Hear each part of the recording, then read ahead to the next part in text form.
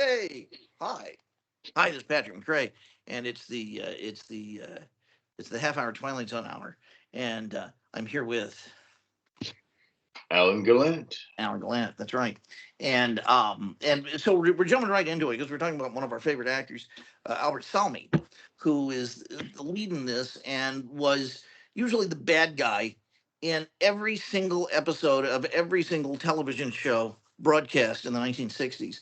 Yeah. Pretty much. I mean, it's ubiquitous.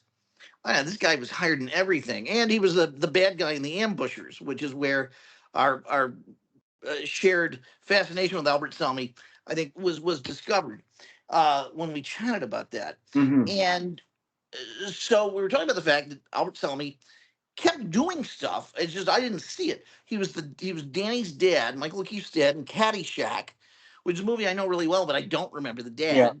And then Alan, you were saying he was Uh, doing what at that time? well, he was basically towards the latter part of his career and his life. He was living up in Oregon with his second wife and their two daughters, and he was an acting teacher, and he was doing theater, and he was like directing community theater and various other things along that line.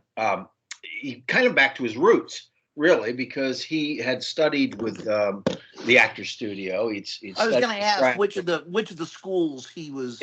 he was So with he was more of a Strasberg. Strasbourg guy. Yeah, Okay. yeah.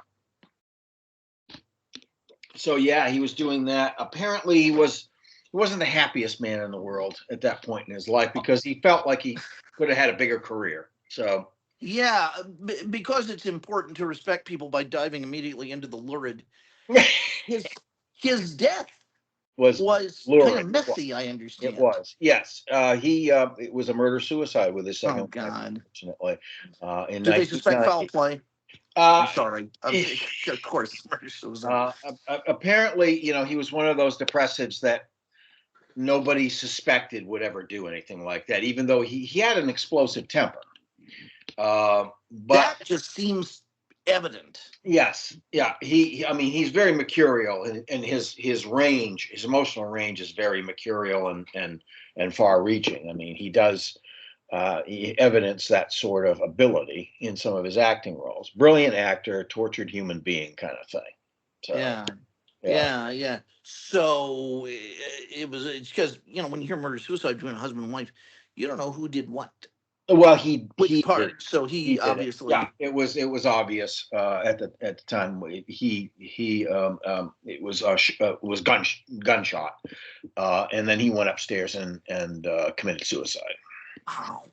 They But were now that's a. separated. Yeah, he was separated from his wife at the time, and there was a lot going on, I guess, and for Do him. you remember where you acquired this information? Because I that's actually, when I became interested in Salmi's career, and I saw him do "Bang the Drum Slowly" with Paul Newman. It's a one of those U.S. Steel hour shows, yeah. mid '50s, and it's awesome. I'd seen the movie that was made in the '70s, of course, with De Niro and so on, but this is actually I like it better. It's alive. It's raw in places. It's interestingly done. Newman narrates the first part of it and then comes back in at the end and ends it like that. So it's very interesting. So I came about this knowledge after I saw that, and I said, I've seen Salmi in 100,000 different things. I know I have. I recognize this guy, and so I started to reassess his performances and gain an appreciation for his work. And so I started doing a little bit of research on him. Okay. Unfortunately, discovered the painful truth about his end, which does not dim my appreciation and respect for his work. I But recall him doing a lot of Irwin Allen. I yes, he think. did. He was on Voyage to the Bottom of the Sea at least once. Yeah, and he was on Lost in And I Space. think I'm, he I'm was also convinced. Lost in Space. Yes, he I did. think that was probably where I was first aware of him. And then I'm Yeah. pretty certain, did he do more than one Twilight Zone? I don't know. I'd have to go back and check to be honest, to give an honest He answer. might have. I would not be surprised. There were several people that did. So He's not traditionally movie star handsome or that sort of thing. And no. that's such a premium in Hollywood. What do you think was the main dimension of Salmi's work that casting agents, went to again and again and again, saying, Uh, "Hey, we got to get this guy in here." yeah. Well, you give me an Albert Salmi type, only it was Albert Salmi that they, Yeah, yeah. And that type would have been somebody that can play villainy and pathos at the drop of a hat with the same character. yeah, A lot of his characters that experienced some kind of villainy did so by accident, and there was a pathetic aspect to the character, and you felt sorry for the guy. you never felt sorry for Albert No, Salmi. not for He was this character. pure. This character is terrible. You might feel a twinge at one point when Julie Newmar is really putting it to him, but that's Yeah. that's Well, it. but I imagine that if Salmi had wanted his characters to have a redeeming glimmer, he would have given them to. He would have given Yes, it to them. So yes. And this that was one, a wonderfully skilled choice on his part. yes, I think so too. Because well, when he plays the old man, uh, he developed this cackling laugh, and his voice rhythms reflect the cackling laugh throughout the whole thing as an older man in particular, especially This when weird staccato yes, delivery that he had. yeah. And then when he's younger, it sort of softens out. He still has that I'm an a-hole aspect to him, to his delivery, but it softens that staccato a bit. So crap. There was a weird biological factor that I loved about this episode, and there was an implication that it almost got near, but it didn't. It was this: is when Julie Newmar says, "You just said you wanted to look That's right. like a young man. You didn't Still want rotten to and be." old on the inside. Yeah, yeah, yeah. But that also meant he was inoculated. Yeah.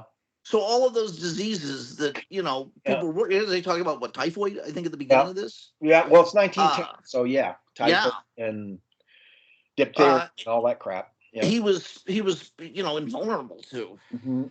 Yeah, but he wasn't Um, invulnerable to his own sense of pride and his own lack of detail. Of course, the devil is in the details, and that is definitely true in this story. he was not He a goes back builder. to 1910 to cut all these deals when he should have asked to go back to 1936 or 37. They didn't think Cut of it. deals. Well, and it's because he wanted to sleep with the banker's daughter. Right, who turns I out to think be a that was the complete big thing. dud. She's a total dud. That to me is such a great lesson in the fallibility of memory. Yes, yes. I mean, you and I both talked about experiencing that with movies, seeing them when you're young, and then seeing them again decades later, and not having quite the same affection for them. You know? Yeah, yeah, absolutely. Yeah. And that's so disappointing. I mean, it's nice when it works the other way too. Right. But Right. oh, this is a much better film than I remember. Right. And then you get a movie. There's a third category where it happens frequently. Paging Capricorn 1, where there was a movie you saw when you were a kid and you liked aspects of it, but it didn't really click with you. And so you always tell yourself in your internal narrative, well, it's because I wasn't old enough to appreciate it. Right. And then when you're old enough, you go back and watch it. It's like, no, it's still crap. That's right. It's still, yeah. It's not the China syndrome. This is yeah. something else. Right. Right. Exactly. An experience I had with a movie that I liked with a kid, and I liked as a kid, and I thought would be really fantastic, and it was On the Beach. Oh. Does not hold up. No, On the no, Beach does not hold up. something about the way it's presented that is has a closed window effect. I'm not sure what it is, but it's either the arrogance of these kids, or what something, or the fact that these kids were products of a certain decade and they can't make their performances timeless. No, wait, hold on. We may be talking about two different movies. Oh, maybe so. I'm talking about the End of the World Navy movie with Fred Astaire and God. the submarine. Yeah, not Frankie and Annette. Right. Although it'd be great to put them in On the Beach. I'm not talking about Frankie and Annette either. I'm talking about a latter day version of it that was done with, I think, Leo DiCaprio and a couple other. Yeah, I didn't know about this. Yeah, I've got to go back and look at it. But yeah, there was one that was made like in the 90s, the late 90s or something. Okay. Oh, yeah. Wait a minute. Did that have Armando Santi in it? Because there was a TV movie that was done late 80s, early 90s. Yeah. With Armand. Let me see. Who never aged. Yeah, yeah. The one in 2000 called The Beach is an adventure thriller, and the Oh, that's a cast included DiCaprio, Tilda Swinton, yeah, but Tilda Swinton, Robert Carlyle. that's a Uh, utopia gone bad story, isn't um, it? yeah, it is. Yeah, it's not the end of the world. It's this beach You know community. the one I'm It's talking about. almost like the Lord of the Flies, but I do know what you're talking about. Yeah, Okay, yeah. It was that one. yeah, yeah. I can see that too because yeah, I can see where that would be. It's you see that kind of a movie as a kid, and it's a shocker, and It it's really was spellbinding. yeah. Uh, but then you see it older, and you realize it's also kind of early nuke kind of paranoia. Relentless. Yeah, Yeah, I mean, Doctor Strangelove works because you don't quite know what happens to these people. right. Maybe they survive, and you really don't want them to. Right. They're so horrible. At That's least right. at least in Mount Weather or wherever they're having their meeting. Um, but on the beach, you like Anthony Yep. Perkins and you want Yep. things to go well, and Yeah. Yeah. but I feel that way about Psycho. It sort of does. He gets Yeah. help. He gets help. Yeah. The two, really the three Psycho sequels, I think all have things to say for them. By the way, Yes. Psycho 2 is an interesting thriller. Uh, And Psycho 3 is a to weird. bring that back so many years later and be able to get Tony to do it uh, was a coup anyway, I think. And some people didn't like it. I thought it was an interesting take on it. Have you seen it lately? I have not seen it lately. Well, I thought it was. I liked it in theaters when I was a kid. I thought, oh, this is a Hmm. good movie.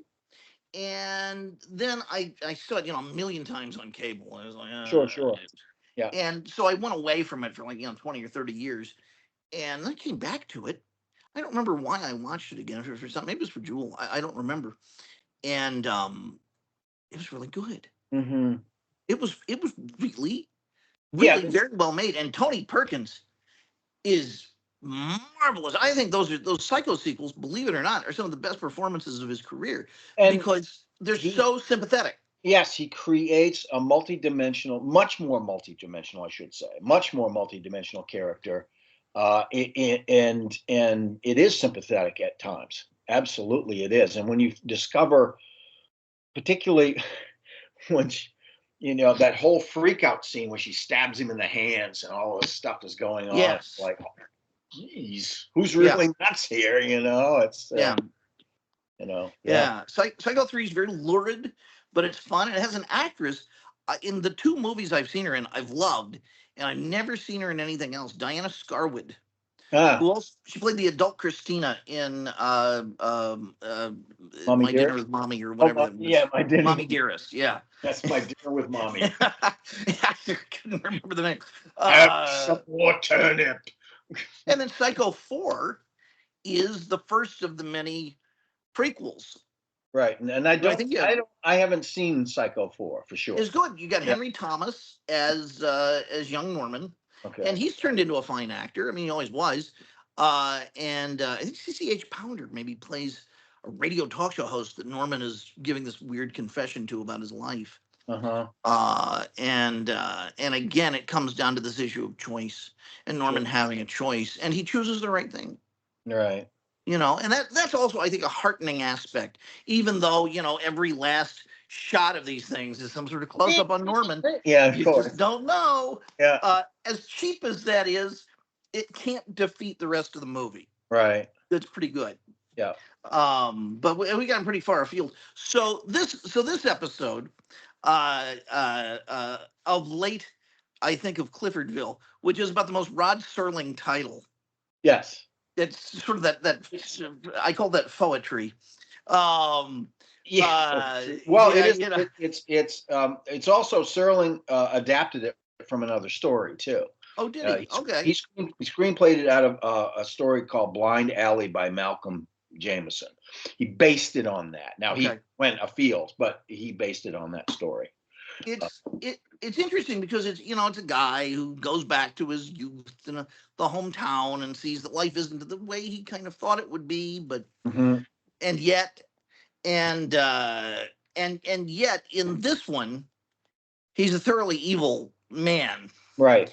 and you can tell Rod's really pissed off at somebody. There was somebody foreclosed on a friend of his, or Somebody's something like getting their that. comeuppance here. Yeah. Yeah, it's a vicious attack against capitalism that I kind of go to Ayn Rand and say, Exhibit A, Yeah. this kind of treatment, Yeah. uh, and so he meets the devil, like Julie Newmar, who has horns. I mean, they She's go all very, out. she's very horny. Yes, she's very She horny. is, but she's great in this, and appropriately named Miss Devlin. And the nice thing with this is that when he's making the deal to go back in time, there's no pussyfooting around what No. she is, and him. He knows exactly what this is about. And Uh, nothing dissuades him. He doesn't get freaked out by it or anything else. He doesn't even get freaked out when she says, "We already have your soul." yeah, we got your soul years ago. Yeah. That's done. Yeah. So, and at that point, I love that because he didn't have anything to lose Right. except for that money, and he's Except certain for he's all going to of his make money. it Yeah. again. And it's that fantasy we all have about, oh, what if we could go back in time with our memory, Sure. and what would we do? And this brings up a really important point of, well, we would probably get thrown in an asylum Yes. at some point, uh, for talking about these things. And he picks the wrong group of rednecks Yeah. to bring this up to. Yeah. He really does. He has Yeah. no social skills at all. No, he's like twirling his mustache the whole time. He's thinking, "I got these rubes. I got them." Forgetting that it's 1910. Sure. And all you have to do is make the airplane. That's Mm-hmm. it. It's that simple. Yeah.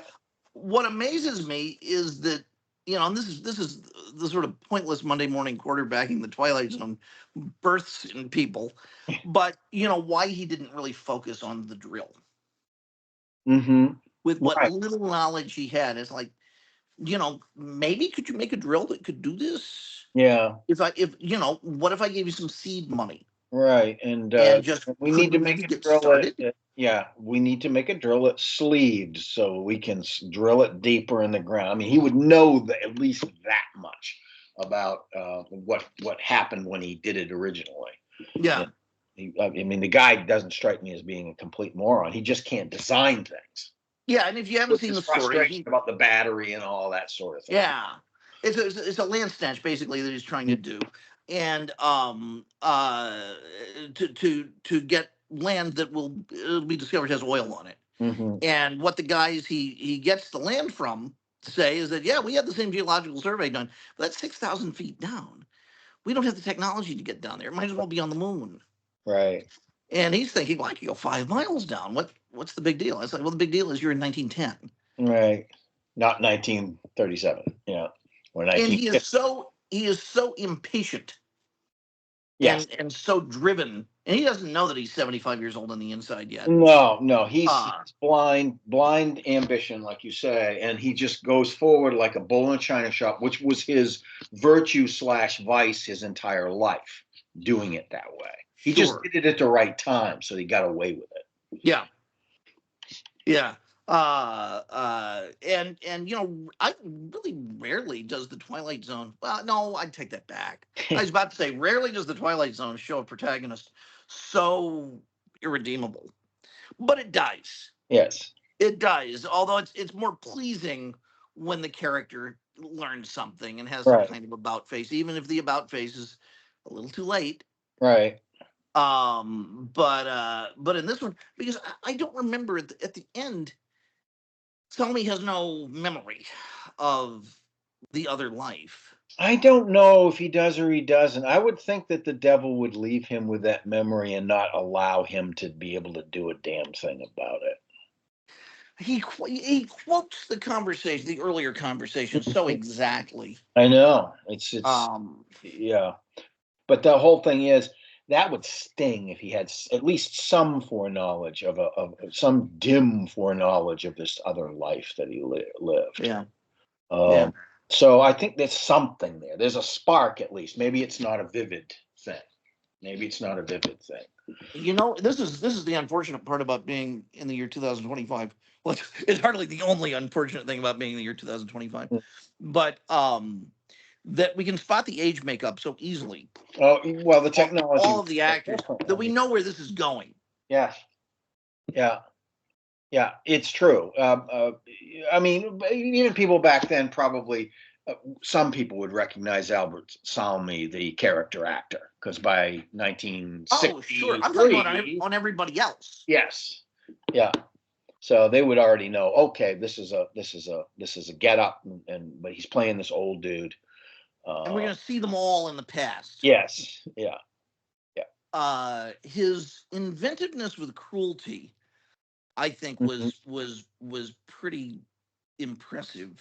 Well, You're and calling the secretary up on speakerphone and yeah, and laughing having maniacally. So, laugh him down the hall. Yeah, yeah. and we talked in the last episode about the crappy position women were in back then, and that the secretarial pool jobs were, so in a big city, some of the really hot bread and butter for Sure, women of that era. it was good. And then just thinking, oh my God, this is what you're having to put up with. Right, right. The money's good, but this is ridiculous, You and have to you don't really have much choice because if you flame out at this job, he's going to tell everybody all over town because he's a real jerk about it, and he's going to ruin you. So these women are just kind of like, okay, and it's like when she turns on the intercom, she knows. It's like this has happened before. Yeah, and he offers the cigar. It was Yeah. nice that the other guy turned him down. Yes, yes. At least he had a modicum of pride. He knew something was coming. He just didn't know what it Yeah. would be, or that it would be that thorough. Right, right. Um, yeah, I really liked this episode. Yeah. I thought it was exactly what I was expecting, Uh-huh. and it gave me what I wanted for my Twilight Zone dollar. Yes. Yeah, I think it also it satisfies the audience in this way. He doesn't find redemption, but he's neutralized. And he has to suffer through the other side of the equation, you know? Yes, he does. So Yes, he does. I have a suggestion for the next one. I don't know if have you looked at sort of our range of choices with any of the other I 1 hour have not Twilight had a Zones? chance to do that. No, I've just grabbed. I just went a power grab for the episode. Sure. There's one, and it's not necessarily that great, but it's got a lot of interesting stuff in it. And I believe it's called The Bard. The Bard. And it's Jack Weston, who somehow brings back William Shakespeare to crib for him. And it, I believe, features young Burt Reynolds. It had to be a young Burt Reynolds. Young Burt Reynolds as It's the I think last maybe of the 1 hour episodes. it is okay It's, as Rocky Rhodes. and yes, Who's Burt Reynolds is there. yeah, Absolutely. and he's a Brando like. I got a friend of mine at the door. Yes. He's a Brando like actor, and so it's a good parody of Brando because Burt and Brando had some interesting. I think they ran into each other once. They did. Brando didn't really like him at first glance because he thought he was aping him. Yes. He thought, well, and in this and he episode, did. it sure as hell was. Yes. Yeah. So I think I've seen this one, but it's been years. I don't remember any of the details of it. when there was a point in the 80s when the movie was coming out, Twilight Zone magazine was big, and there was this wonderful Twilight Zone revival that was going on. And on syndicated stations, I think they were sold a one evening package of 2 of the 1 hour Twilight Zones, and The Bard was one of them. Mm-hmm. So that's when I first saw it. Awesome. Oh, by the way, for our audience out there, if you're interested in seeing these Twilight Zone episodes, they have the entire 5-season collection on Freevee, which is free. Terrific. It's absolutely free. You have to suffer through a couple of commercials, but it's nothing. But so did people who watched the Twilight. That's right. That's right. And here's a weird thing. This is true with Dark Shadows. It's true with the Twilight Zone. On these half-hour TV shows that were intended for, regular broadcast, I kind of miss the commercials because it's part of the text. It is part of it. And those breaks and the suspense involved in the breaks and even the annoyance at having to put up with these things because of the suspense, that's part of the experience of watching the show. Absolutely. And so I kind of miss them a little bit. Yeah. It's a different viewing experience. Pacing behind the Barker Lounger waiting for the next scene. That's right. You know? That's right. Yeah. So I don't mind. What I do mind is when they're put in ridiculous places that were not intended Oh yeah. by the writers. Right. Right. And it ruins the rhythm. Right. So- I noticed that they're fairly good about that on Tubi with Dark Shadows. They put it in one of the places where Yeah. it's supposed to go. Yeah. So, Yeah. All right. Well, let's take a look at the Bard. all right. Sounds Okay. like great. Alan, this has been terrific. I'm Patrick McCray. I'm Alan Gallant. And we're thankful that you joined us on Jewel T. Sains Presents the Half Hour Twilight Zone Hour. Have a great night.